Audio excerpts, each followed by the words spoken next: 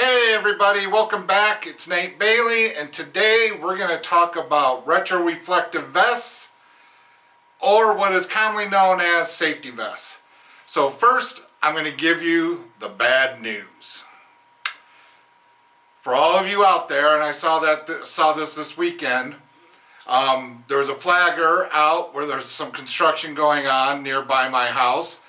And she had pink shoelaces in, pink gloves, pink hard hat, pink safety glasses, and a pink vest. Unfortunately, that doesn't meet the requirements of the ANSI standard or the MUTCD, which is the Manual Uniform Traffic Control Devices.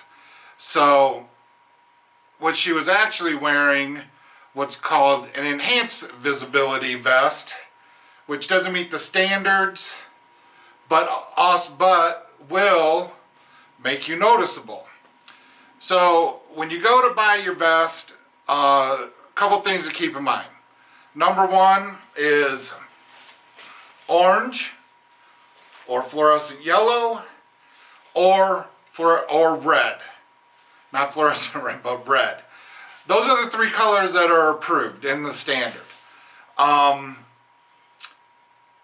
Also, one of the things that I use that I like are called these 3-in-1 jackets. So this jacket, it comes with a shell. It's waterproof, so you can wear it when it's raining and you won't soak through. When it's like spring and fall, I'll wear just the shell because it's lighter, and then during the winter I'll zip in the insert, which is this heavy jacket that's fleece lined, and this thing is awesome. I wear it year round whenever I'm out on site, and during the summer when it's super hot I will just wear a normal vest such as this one. Those are the colors that are authorized. Those are some of the different types that you can use. There's actually 3 types of vests. There's O, R, and P. O is for off-road, so it's not when you're doing construction like right on the side of the highway, on the apron, or close by like on the highway. These are people doing work that is generally off the roadway and away from the immediate danger. Then Class R is for roadway. Or I should say Type R, not Class R, but Type R is for work being performed on the roadway.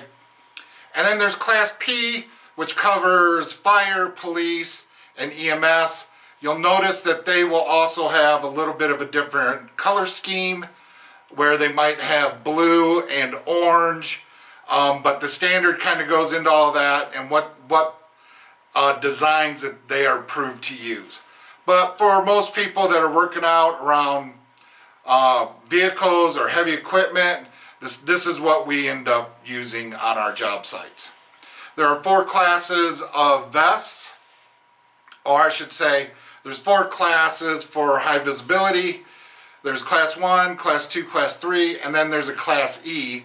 Class E only covers garments with legs. So if you have an ensemble like the 3-in-1 jacket I showed that also had legs that went with it, that had retroreflective tape on it, that would fall under Class E.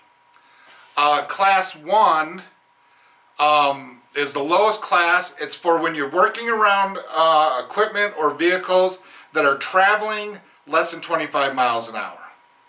Once you get above 25 miles an hour, you need to go to a Class 2 or Class 3 type of vest.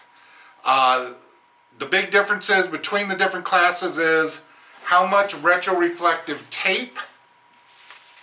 Here, the retroreflective tape. I don't know if you can see that. Yep. How many square inches of this is on the material? So for Class 1, it's 155 square inches. For Class 2, it's 201 square inches, excuse me. And for Class 3, it's 310 square inches. That really divides up like the different classes. They all have the same colors, like yellow. You can use yellow, orange, or red with all 3 classes. The big thing is the retroreflective material and how many square inches of that is on your vest.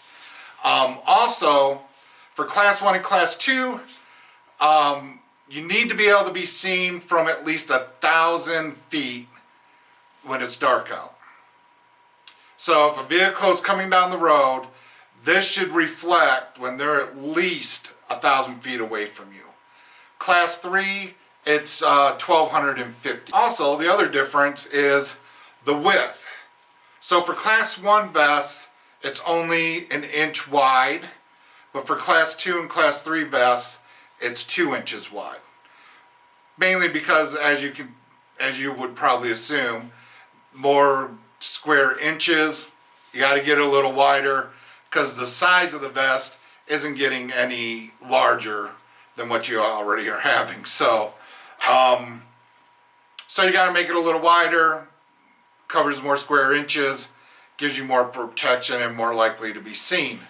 For people that wear really small sizes, that are small, like wear like an extra small or a small, there is guidance in OSHA that square inches can be less for the vest, and that's all described in the standard and the manufacturers and what they need to do to still meet the requirement. Some activities that might be covered under using a Class 1 might be someone that like goes out into a parking lot and retrieves like baskets at a grocery store, or someone that might do some minimal duties inside a warehouse where there's slow moving things like forklifts, but you don't have like 25-mile-an-hour vehicles racing through your warehouse. Also, like a delivery truck driver who might pull up to a loading dock, get out to do paperwork, then gets back in their vehicle. They're not really around a lot of heavy equipment or vehicles that are moving fast and they're not on the roadway, so they don't need the higher level of protection so that people can see them. Some of the Class 2, once you start getting to Class 2, then you're talking about people that are working near roadways and doing like construction activities on a roadway. Vehicles are moving faster than 25 miles an hour, so there need to be more visibility so that they can see them, especially during the dusk. At night, during dusk, are usually those times when they wear these vests really work. Utility workers, surveyors, EMS, all Class 2 vests. And flaggers, Class 3. Now, for myself, because I work in different environments from sometimes day to day or within the same day, I just go and buy a Class 3 vest. They're not any more expensive, and no matter what you're doing, you're getting the highest level of protection. And that's what it's really all about, is making sure that people can see you while you're working out around vehicles and heavy equipment. That's all I have for you today. If you like this, please hit the subscribe button. It does help. I am trying to build a community here. If you have any comments, please comment below. And as always, be safe, ask questions, and take care of each other, and we'll see you back here soon. Thanks.